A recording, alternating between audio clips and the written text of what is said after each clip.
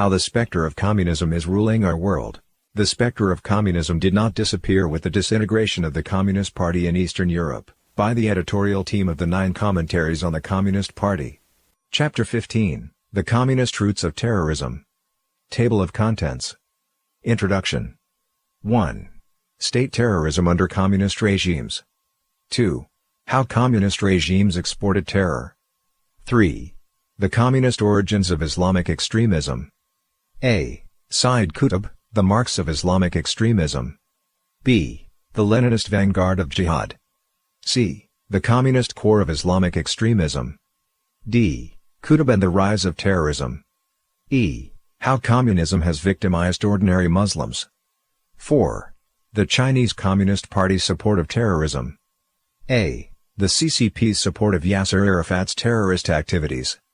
B. The CCP's ties to Al-Qaeda. 5. The hidden alliance between terrorism and the Western radical left. Conclusion. References. Introduction.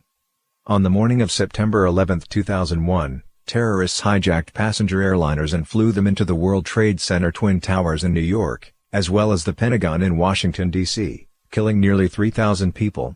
It was the first time since the Japanese attack on Pearl Harbor that the United States suffered a blow of this scale on its own soil. The 9/11 attacks had worldwide impact. The United States launched a global war on terror, overthrowing the Islamic regime in Afghanistan and the Iraqi dictatorship of Saddam Hussein. The public has since become familiar with the terrorist movement and its representatives, such as Al-Qaeda and Osama bin Laden. Few, however, are aware of the close relationship between terrorism and communism. The terms terrorism and terrorist first appeared in 1795 as a reference to the reign of terror during the French Revolution, which laid the foundations for the communist movement. See Chapter 2 of this book. In the modern world, terrorism comes primarily in 3 forms: state terrorism under communist regimes, terrorist activity carried out abroad by the agents of communist regimes with the aim of spreading violent revolution, and Islamic extremism, which owes much of its ideology and methods to communism.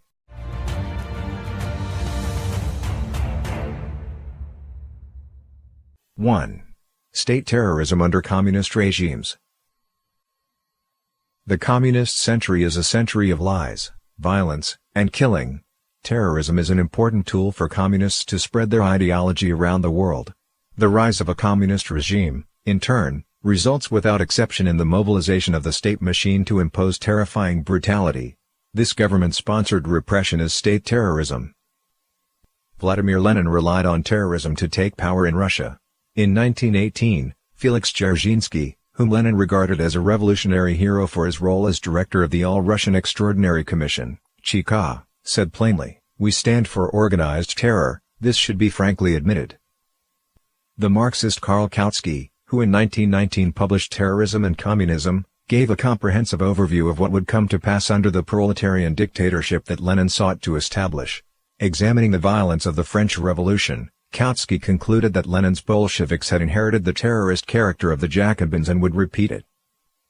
Yurian Afanasiev, a Russian historian, blamed Lenin for founding a policy of state terror, violence, and lawlessness. "Violence is actually our entire history," Afanasiev said.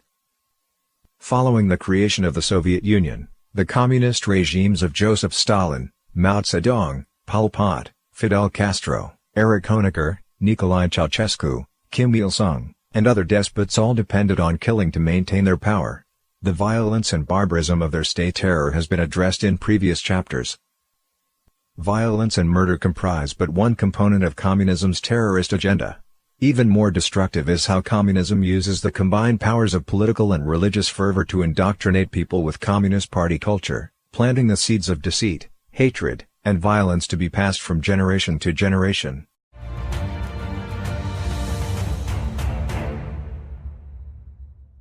Two. How communist regimes exported terror. While imposing state terrorism on their own people, communist regimes support terrorist organizations abroad for the purpose of fomenting revolution or destabilizing rival states. Anti-communist expert Brian Crozier, founder and director of the Institute for the Study of Conflict, spent decades studying the relationship between communism and terrorism, and published many books and papers detailing his findings. He served as an aide to anti-communist leaders such as Ronald Reagan and Margaret Thatcher in analyzing the use of terror by the communist bloc. Stanislav Lunov, a former officer in the Soviet military's main intelligence directorate, GRU, who defected to the West, accused the GRU of being one of the primary mentors of terrorists around the world. Many extremist groups that staged anti-US attacks, among them the Popular Front for the Liberation of Palestine, Japanese Red Army Commandos, Italy's Red Brigades, Germany's Red Army faction, Turkish arms smugglers, and South American guerrillas, had the support of the Soviet KGB. In 1975, Richard Welch, director of the CIA in Athens, was assassinated by Greek Marxists. In 1979, top NATO Commander General Alexander Haig was involved in an attack that wounded 3 of his bodyguards when a landmine exploded under their vehicle, which was following the general's vehicle. In September 1981, General Frederick J. Croson, commander of the NATO Central Army Group, was injured in Heidelberg, West Germany, when members of the Red Army faction fired an anti-tank rocket at his armored car. The most influential form of modern terrorism, however, was the radical Islam nurtured by the Soviet bloc as a means of destabilizing the Muslim world. In the first half of the 20th century, the Middle East belonged to the Western colonial sphere. As peoples in the region gained independence, the Soviet Union took the opportunity to exert influence. Contradictions between Muslim denominations, Arab-Israeli conflicts, the Cold War, oil politics, and the clash of civilizations between the Western and Islamic cultural spheres have led to the complex and chaotic situation that the Middle East finds itself in today. It was in this background that the Soviet Union carried out its penetration of the Muslim sphere. This may seem contradictory at first glance. Muslims follow an Abrahamic faith and believe in Allah, but Marxism-Leninism is atheist and aims for the elimination of religion. How could they be reconciled? The communist movement resembles a plague that spreads through all available vectors. Communism made its first, albeit failed, advances on the Muslim world shortly after the October Revolution. In June 1920, the Bolsheviks aided in the establishment of a Soviet regime in the Iranian province of Gilan, the Persian Socialist Soviet Republic or the Soviet Republic of Gilan. The regime carried out a series of radical reforms, including policies to expropriate landlords of their wealth, that were accompanied by a program of anti-religious propaganda. These measures proved exceedingly unpopular, and the regime was ousted by the following September. Later, the concept of Islamic socialism began to take hold. Representatives include Yasser Arafat, leader of the Palestinian Liberation Movement (PLO), and Egypt's Gamal Abdel Nasser. The PLO was supported by the Soviet Union and the Chinese Communist Party (CCP), and engaged in widespread terrorist activities. Algeria, South Yemen, and Afghanistan were under communist rule for varying lengths of time during the Cold War. In 1979, the Soviet Union launched an invasion of Afghanistan and occupied the country for 10 years in an attempt to prop up the last remaining communist regime in the Muslim world. Promoting communism in an area with deeply held religious beliefs is a steep challenge. The Soviet Union's efforts in directly exporting socialist revolution to the Muslim world proved very unsuccessful. However, while communism itself failed to establish control over the region, it did much to influence the creation and development of contemporary Islamic extremism.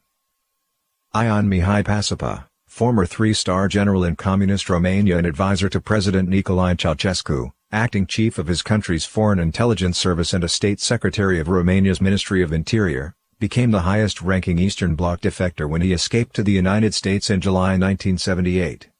In his article Russian Footprints, Pasipa revealed a large amount of insider knowledge about communist support for terrorism in the Middle East.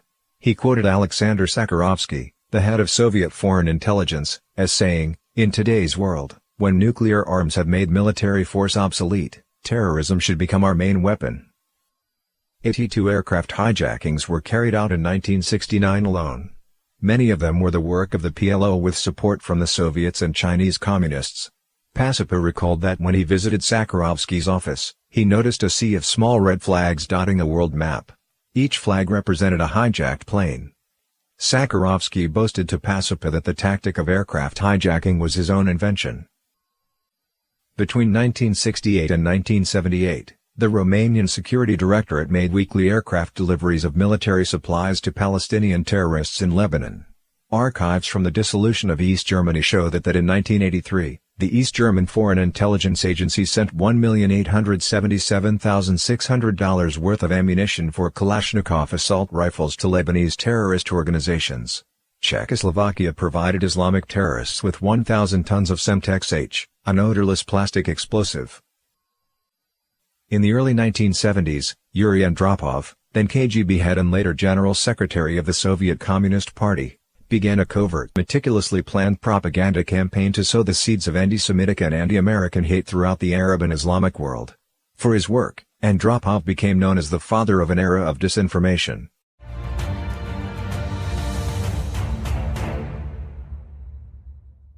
The communist origins of Islamic extremism. The terrorist attacks of September 11, 2001, heralded a major shift in world affairs.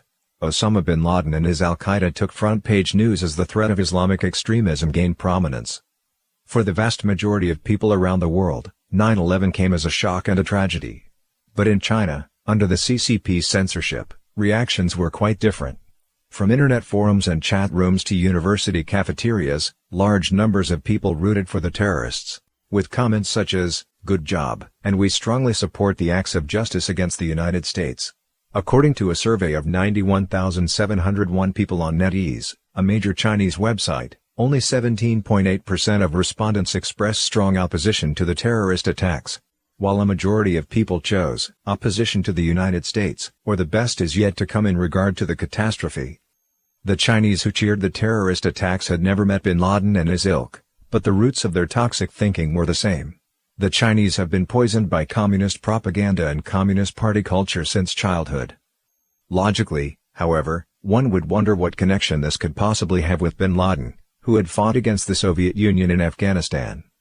The ideological source of bin Laden's Islamic extremism can be traced back to Sayyid Qutb, the Egyptian pioneer of Islamic terrorism, a man who could be described as the Marx of Islamic jihad and who is often referred to as the godfather of modern jihad. Sayyid Qutb, the Marx of Islamic extremism. William McCants, counterterrorism expert and former researcher at the Combating Terrorism Center at West Point, has observed that Islamic extremists often refer to Qutb's teachings when explaining their motivations, and that many of them regard themselves as his successors. Ayman al-Zawahiri, the leader of al-Qaeda following the death of bin Laden, regarded Qutb's thought as being the spark to ignite the fire of jihadi extremism. In 2016, Middle East expert Hassan published a report with the Carnegie Endowment for International Peace called The Sectarianism of the Islamic State, Ideological Roots and Political Context. Toward the end of the report, Hassan quoted a popular summary of the Islamic State's essential doctrine. The Islamic State was drafted by Sayyid Qutb, taught by Abdul Azzam, globalized by Osama bin Laden, transferred to reality by Abu Musab al-Zarqawi, and implemented by al-Baghdadis, Abu Omar and Abu Bakr. Bin Laden and later the Islamic State, ISIS, adopted and expanded on the ideology of Qutb. In a nutshell, Qutbism is the pursuit of violence to destroy the rotten old society, or jahiliyyah, calling upon jihadis to lay down their lives for an ideology that will supposedly usher in human liberation. This bombastic style calls to mind the writings of Marx and Lenin, and with good reason. Qutb was a member of the Communist Party in his youth, and his ideas were steeped in the rhetoric of Marxism-Leninism. Robert R. Riley, a senior fellow at the U.S. Foreign Policy Committee, has said that Qutb was actually a Communist International liaison for the Egyptian Muslim Brotherhood and the Communist Party of Egypt. Born in 1906, Qutb studied socialism and literature in the 1920s and 1930s. By 1940, he had already studied abroad in the United States for 2 years, and joined the Muslim Brotherhood after his return to Egypt. Qutb had always had contact with Army Lieutenant Gamal Abdel Nasser, leader of the socialist-leaning Free Officer movement. In 1952, Nasser launched a military coup overthrowing the Muhammad Ali dynasty, a pro-Western monarchy. It is said that this socialist revolution coup was planned by Qutb and the Brotherhood together with Nasser. However, while Qutb hoped Nasser would establish an Islamic regime, Nasser instead took the path of secularization, and in 1954 began suppressing the Muslim Brotherhood. Qutb and the Brotherhood prepared to assassinate Nasser. The plot failed, and Qutb was accused of attempted murder and imprisoned. During his 3 years in prison, Qutb suffered severe torture. Later, conditions became more lax, and he was allowed to write. He wrote his 2 most important works while in prison, In the Shade of the Quran and Milestones. These two books, covering his views on the Quran, Islamic history, Egypt, and Western society, laid out in full his advocacy of anti-secular, anti-Western extremism. Qutb was once briefly released from prison. He did not take the opportunity to leave Egypt and was jailed again. In 1966, Qutb was convicted of his involvement in the conspiracy to assassinate President Nasser and was executed by hanging. Qutb's subversive thinking bestowed the Islamic concept of jihad with a new interpretation. Upon mention of jihad, many immediately think of holy war. In Arabic, jihad simply means to struggle or to fight. To mainstream Muslims, it can be taken to mean internal conflict, self-perfection, or defensive jihad. Qutb extended this definition to include proactive and unbridled use of violence in the holy war of jihad and laid out its theoretical foundations. Qutb took pride in walking up to the gallows and becoming a religious martyr. Qutb's philosophy held that any social system that abided by secular laws or ethics was an anti-Islamic old society, jahiliyyah, ignorance of religious truth, originally referring to society before the spread of Islam. Even a society that claimed itself Muslim could still be jahiliyyah. Qutb considered the Egyptian social system in which he lived to be one in which jahiliyyah was dominant, and therefore it had to be overthrown. According to Qutb, jahiliyyah was the greatest obstruction for both Muslims and non-Muslims, preventing them from fulfillment of Islamic values and law. He claimed that the old society had been forced on people and in the process, robbed them of their freedom. These enslaved people, analogous to the working class in Marxism, had the right to wage jihad to overthrow the oppression of jahiliyyah. Qutb advocated jihad as the means of liberation for all mankind, Muslim as well as non-Muslim. When Qutb's books became public, many Islamic leaders thought Qutb had gone too far and regarded his ideas as heresy. Qutb further borrowed the Marxist concept of false consciousness, which refers to the ordinary masses' acceptance of the ruler's ideals and culture. This consciousness thus prevents them from perceiving their own oppression or overthrowing capitalism in favor of socialism. For Qutb, those living under jahiliyyah don't realize they are slaves, which is why they do not engage in jihad to emancipate themselves. What is to be done? As Lenin put it in his pamphlet by that name. Qutb had the same question, so he looked to Lenin for a solution. B. The Leninist vanguard of jihad. Qutb's writings are replete with vocabulary familiar to students of Marxism-Leninism, such as vanguard, state, revolution, and the like. The situation and challenges Lenin faced at the time of writing his pamphlet What is to be Done? Mirrors the circumstances faced by Qutb as he formulated his own radical ideology. Lenin placed all hope for a successful revolution on a proletarian vanguard party. Qutb copied this theory and replaced the Leninist political party with Islamic extremist organizations. Lenin puts heavy emphasis on the importance of organization and the vanguard. He identifies a clear distinction between spontaneity and consciousness, and coined the idea of party building. According to Lenin, with only spontaneous action, workers can only make superficial demands, such as pay raises and 8-hour workdays, but they lack the consciousness needed to liberate mankind. Lenin believes that external vanguards, usually bourgeois intellectuals, who have the privilege of education, are required to incite and indoctrinate the workers, so that they realize that revolution is their only way out, and reach the understanding that only by liberating the entire mankind can themselves be liberated. In order to fully utilize the vanguard, a tightly knit political party is needed to totally arrange their activities and provide them with opportunities for underground work as professional revolutionaries. This political party, the Proletarian Political Party, is the proletariat vanguard. Glenn E. Robinson, Associate Professor at the Naval Postgraduate School in Monterey, California, and Research Fellow at the Center for Middle Eastern Studies, University of California, Berkeley, said of radical Islam, although for obvious reasons jihadi ideologues do not cite Lenin as an inspiration, their concepts and logic, especially Sayyid Qutb's, betray this influence. Having been educated in Egypt in the 1940s, Qutb would certainly have been exposed to Lenin's writings. Two key concepts from Qutb come straight from Lenin: Jama, vanguard, and Manhaj, program. Drawing from the essence of Leninism, Qutb advocated the organization of a Muslim version of the Leninist vanguard party. Qutb made precisely the same argument for the Muslim world, Robinson wrote. The vast majority of Muslims were too caught up in and corrupted by the system of unjust and anti-Islamic rule to know how and when to take up arms against the state. A dedicated vanguard of jihadi cadres was needed to organize direct action against the state. Also, Lenin's insistence on the centrality of the vanguards having a detailed and coherent program for undertaking and then consolidating the revolution was likewise echoed, with an Islamic tone, in Qutb's writings. To Qutb, this vanguard, which consists of what he calls true Muslims, or extremists, has the revolutionary mission of liberating all Muslims and the whole of human civilization.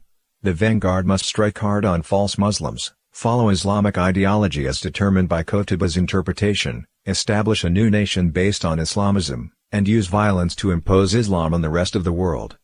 In addition to the vanguard, Qutb's theory also includes rhetoric advocating social equality, elimination of classes, anti-government activity, and the liberation of mankind. All these points echo the stated aims of communism. After Qutb's death, his brother Muhammad Qutb continued to publish his books. The book Ma'arikat al-Islam wa Somalia, published in 1993, again exposes Qutb's communist inspiration. Qutb blatantly states that Islam is a unique, constructive and positivist aqidah, which has been molded and shaped from Christianity and communism together, with a blending in the most perfect of ways and which comprises all of their, i.e. Christianity's and communism's, objectives and adds in addition to them harmony, balance and justice. C. The communist core of Islamic extremism. Class struggle is another Marxist idea central to Islamic extremism. Karl Marx spent his whole life trying to incite conflicts between the proletariat and the bourgeoisie in order to amplify these conflicts to the point of no return and finally solve the conflict through revolution. The Islamic extremists operate in much the same way. Did destroying the World Trade Center in Manhattan do anything to help realize the united Muslim world that Qutb wanted? Absolutely not. It was merely a means of exacerbating the conflict between the Western and Muslim worlds. In the West, the terrorist attacks incited hatred of Muslims, and vice versa in the Muslim countries. Their method is the same as the conflicts between the proletariat and the bourgeoisie promoted by Marx and Lenin in order to create the conditions needed for launching revolution. It is no exaggeration to say that Qutb's theories bear greater resemblance to communism than to traditional Islam. While the Islamic extremists profess a religious opposition to communism, in fact, they absorbed the pure essentials of communist revolutionary doctrine. As one scholar has noted, the arguments made here are that the real enemy confronting the free world remains communism and that radical Islam is nothing more than communism cloaked in the traditional garments of Islam. It is not only in the Muslim world where violent extremism has been introduced. The Western counterculture movement spread leftist ideology around the world, and with it Lenin's terrorist teachings. Finnish political historian Antero Leitzinger believes that modern terrorism was born between the years of 1966 and 1967, developing at the same time as the international communist movement. According to Leitzinger, this is no coincidence. In the 1960s, as radical student movements ran amok in the West, many foreign exchange students from the Muslim world became connected to leftist thought and brought leftist concepts such as violent revolution back home with them. In 1974, Abdallah Schleifer, professor in media research at the American University in Cairo, met Ayman al-Zawahiri, who later became second in command of al-Qaeda. Al-Zawahiri, who was studying medicine at Cairo University at the time, boasted that Islamic extremist groups recruited the most members from elite institutions, such as medical and engineering schools. Schleifer replied that he was not surprised. During the 1960s, these schools had the highest concentrations of young Marxists. He noted that Islamism was simply a new trend that developed in the student revolts of the 1960s. Schleifer recalled, "I said, listen, Ayman, I'm an ex-Marxist. When you talk, I feel like I'm back in the party. I don't feel as if I'm with a traditional Muslim." It is curious that many associate Islamic extremism with fascism, Islamofascism, and for various reasons, fail to mention its communist origins. Fascism is a form of nationalism and has no particular religious background. When considering Islamic extremism in terms of its overall approach and doctrine, it becomes apparent that it shares more in common with communism. D. Qutb and the rise of terrorism. Qutb's writings influenced many young Arabs, including the Palestinian scholar and later one of the founders of al-Qaeda, Abdullah Yusuf Azzam. The 9/11 Commission report outlined Qutb's influence on bin Laden's worldview, and also referred to Azzam directly as a disciple of Qutb. Muhammad Qutb, Sayyid Qutb's younger brother, was also one of the primary transmitters of Qutb's views. Muhammad Qutb later went to Saudi Arabia and became a professor who conducted research on Islam, and at the same time, was also responsible for editing, publishing, and promoting his late brother's theories. Bin Laden read Qutb's books when he was a student, and he was familiar with Muhammad Qutb, regularly attending the latter's weekly public lectures. The former CIA official who oversaw the group in charge of bin Laden, Michael Scheuer, also senior researcher at the Jamestown Foundation, described Muhammad Qutb as bin Laden's mentor. The aforementioned al-Qaeda second-in-command, Ayman al-Zawahiri, is also a fanatical disciple of Sayyid Qutb. When he was a youth, Zawahiri repeatedly heard from his uncle about Qutb's character and how great he was to suffer in prison. After Qutb's death, Zawahiri wrote in his memoirs, "The Nasserite regime thought that the Islamic movement received a deadly blow with the execution of Sayyid Qutb and his comrades, but the apparent surface calm concealed an immediate interaction with Sayyid Qutb's ideas, and the formation of the nucleus of the modern Islamic Jihad movement in Egypt." In the year that Qutb was hanged, Zawahiri, then 15, helped form an underground militant cell determined to put Qutb's vision into action. After that, Zawahiri joined the Egyptian Islamic Jihad and later became bin Laden's mentor and an important member of al-Qaeda. After bin Laden was killed, Zawahiri became the leader of al-Qaeda. Glenn E. Robinson, the Middle East expert quoted above, said that in the Sunni Muslim world, Qutb is the most important thinker who emphasized violent jihad. Virtually all the concepts and innovations of the Sunni jihad groups can be found in Qutb's books. Although the various jihadi groups may differ in form, they all share one point in common, namely, the use of violence under the banner of Islam to realize their political aims. The 1981 assassination of the Egyptian President Anwar Sadat by the Egyptian Islamic Jihad, and the Egyptian terrorist group Al-Gamma al-Islamiyya's attacks against government officials, secular intellectuals, Egyptian Christians, and tourists in the 1990s are all steps in the campaign to bring about Qutb's vision. The radical jihadi groups that pursue Qutb's ideology are categorized as Salafi jihadi terrorists. Robert Mann, professor of politics at La Trobe University, in Melbourne, Australia, called Qutb the father of Salafi jihadism and the forerunner of the Islamic State. In his book The Mind of the Islamic State, ISIS in the Ideology of the Caliphate, he wrote, 50 years after Sayyid Qutb's execution, this is what the tradition of Salafi jihadism, the mind of the Islamic State, has become. There are no more milestones to pass. We have finally reached the gates of hell.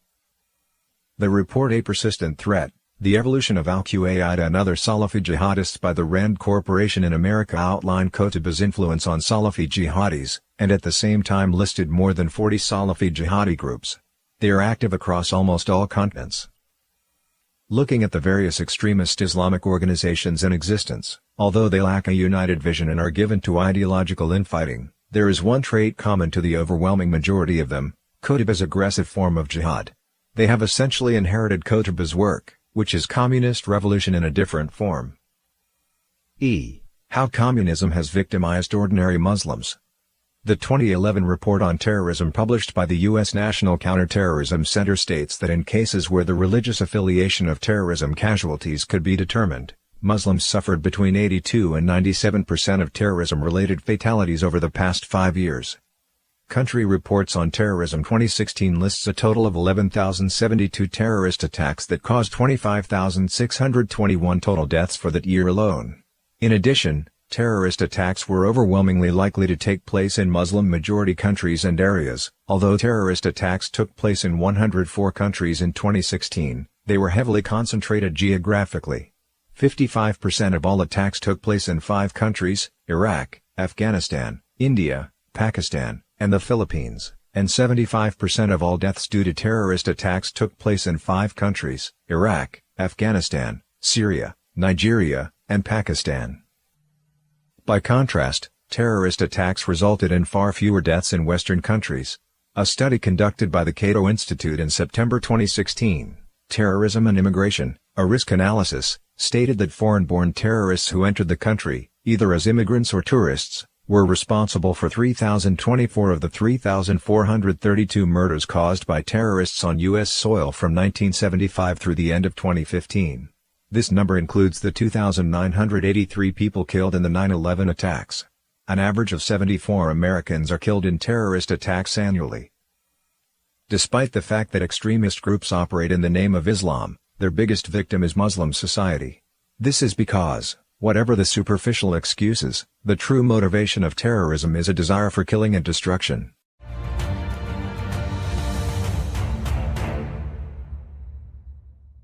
4. The Chinese Communist Party's support of terrorism. The Chinese Communist Party, CCP, has long supported terrorist activities abroad, including those of Palestinian terrorist leader Yasser Arafat. Helping to pioneer the tactic of hijacking commercial airlines, Arafat targeted U.S. forces and became an inspiration for Osama bin Laden. A. The CCP's support of Yasser Arafat's terrorist activities. Arafat started the Palestinian National Liberation Movement, Fatah, in 1959 and established the State of Palestine in November 1988. Until his death in 2004, he was the leading figure of various Palestinian militant organizations. Arafat was likely the CCP's favorite Middle Easterner. He visited China 14 times and met nearly every Chinese communist leader, including Mao Zedong, Zhou Enlai, Deng Xiaoping, and Jiang Zemin. In 1964, Arafat established Al-Assafa, the Storm, Fatah's military wing, after which he immediately went to Beijing to meet with Chinese Premier Zhou Enlai. Zhou reminded him to pay attention to his strategy and not to use counterproductive slogans such as those calling for the complete destruction of Israel. Besides providing weapons and financial support, Beijing often guided Palestine on how to wage conflict with the United States and Israel while expanding its influence on the international scene. The CCP also invited Palestinians to receive training in China. In January 1965, Arafat declared war on Israel in North Palestine using his guerrilla organizations. In May 1965, the Palestine Liberation Organization, PLO, set up an office in Beijing. In an unprecedented move, China afforded the PLO office diplomatic treatment and openly supported the PLO in various international events. In November 1988, the 19th session of the Palestinian National Council announced the independence of the Palestinian state. Beijing immediately acknowledged it and established diplomatic relations on November 20. Arafat and the then CCP General Secretary Jiang Zemin visited each other in 2000 and 2001, a time in which bloody conflicts broke out on a large scale between Palestine and Israel. Israel repeatedly condemned Arafat for his role in the violence. With the CCP's support, Arafat was able to contend with the United States and Israel while further damaging the stability of the Middle East. The PLO and Fatah were involved in various open and underground militant terrorist activities.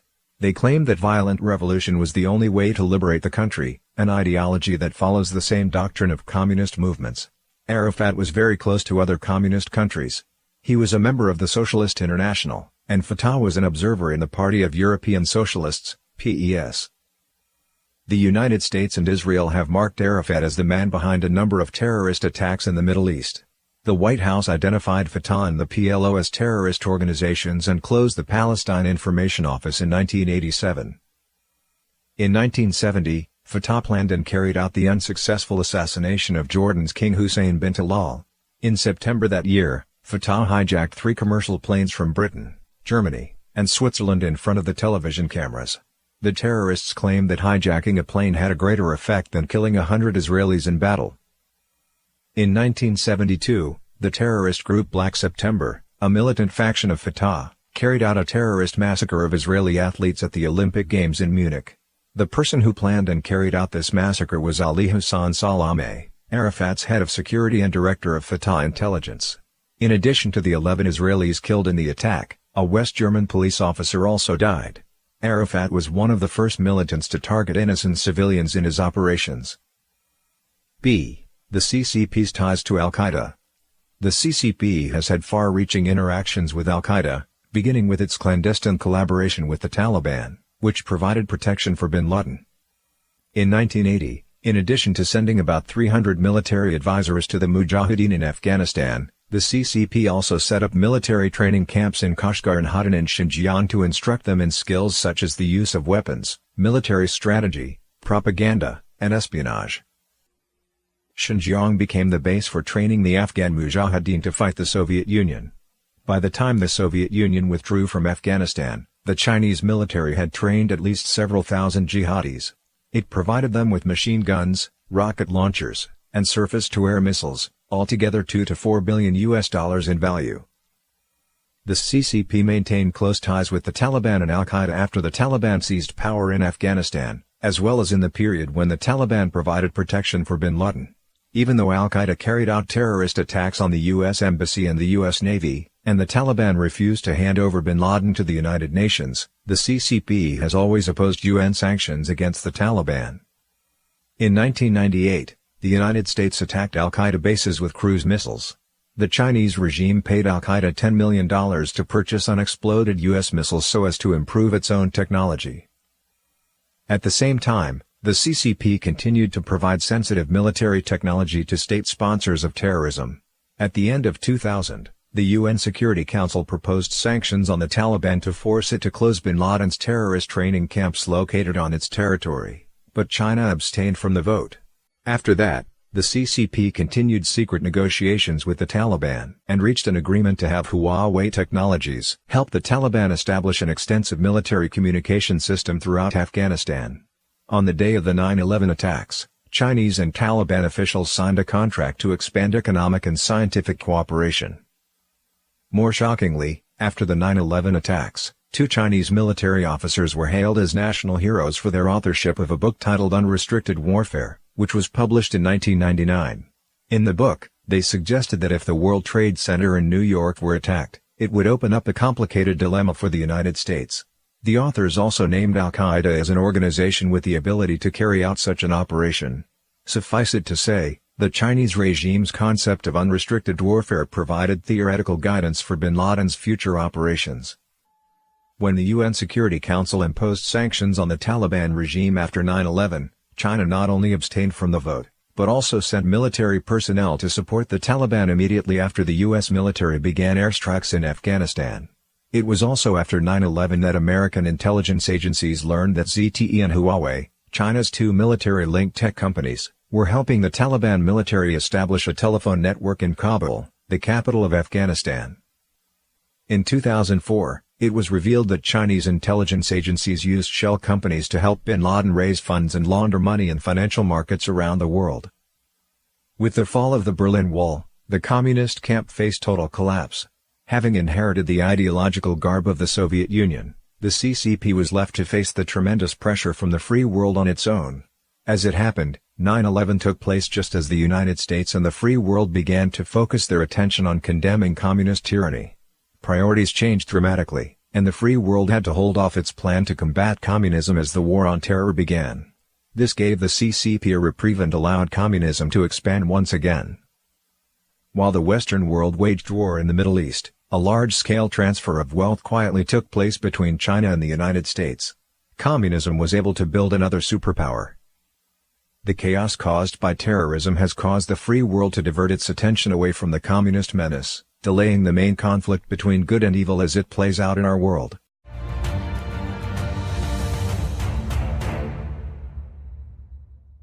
'5.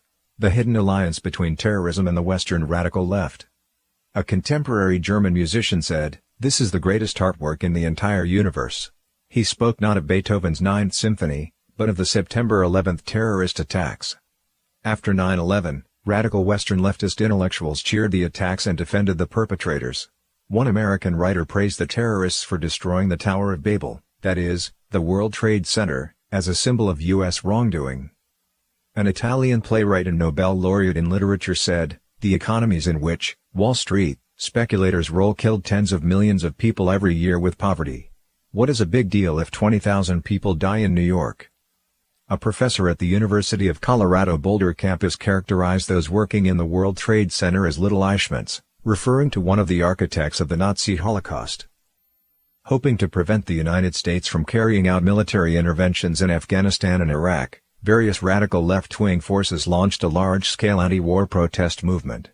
Linguist and radical leftist thinker Noam Chomsky said in a speech at the Massachusetts Institute of Technology that the United States is the largest country of terrorism, and that Washington planned to launch a quiet genocide in Afghanistan. The leftists held peace vigils and teach-ins around the country. While the United States operations against terrorists in Afghanistan were in full swing, Chomsky took a 2-week trip to the Indian subcontinent, spreading rumors to millions of Muslims and Hindus. He accused the United States of planning to kill 3 or 4 million Afghans by hunger. A professor at Columbia University said he hoped the U.S. military would suffer 1 million Mogadishus. The Battle of Mogadishu refers to the 1993 al-Qaeda ambush of U.S. Special Forces in Somalia in 1993, in which 18 American soldiers were killed. The anti-war movement, initiated by the radical left, targeted the United States in order to hamper its efforts in the war on terror. In February 2003, a month before the United States attacked Iraq, bin Laden released an audio recording through Al Jazeera calling on people to fight against the U.S. military in the streets. He openly declared, "The interests of Muslims and the interests of the socialists coincide in the war against the Crusaders." Answer: Act Now to Stop War and End Racism is an anti-war organization with prominent exposure in the media. Its members are mostly socialists, communists, and leftists or progressives. Many of its founders have ties with the International Action Center and the Workers' World Party, a communist radical organization. In this sense, Answer is actually a frontline force aligned with Stalinist communism.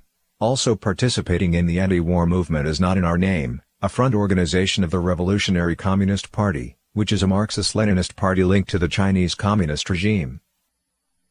In addition to actively whitewashing terrorists and organizing anti-war movements, leftists in the legal community have gone all out in opposing the Patriot Act, passed by Congress shortly after 9/11 to strengthen the U.S. counter-terror capabilities.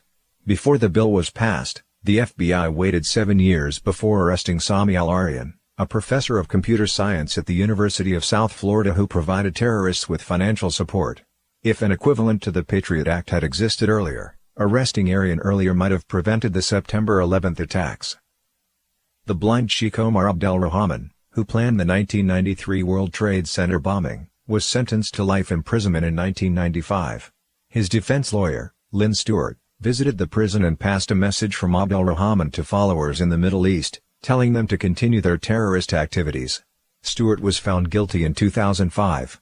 Surprisingly, after her guilty verdict, she became a political idol for the left and has been repeatedly invited to lecture at universities, law schools, and other venues. A 2004 study by American scholar David Horowitz titled Unholy Alliance, Radical Islam and the American Left reveals the nefarious connection between Islamic extremists and radical leftists. According to his analysis, the radical left around the world has served to cover for Islamic jihadis. Standing with terrorists against Western democratic states is part of the radical left's long march to destroy Western society from within. They are willing to use any method that helps them achieve this goal. The leftist ideology has no superficial relationship with Islamic extremism. Their objectives coincide to form a pernicious alliance against the Western world and become a powerful tool for communism.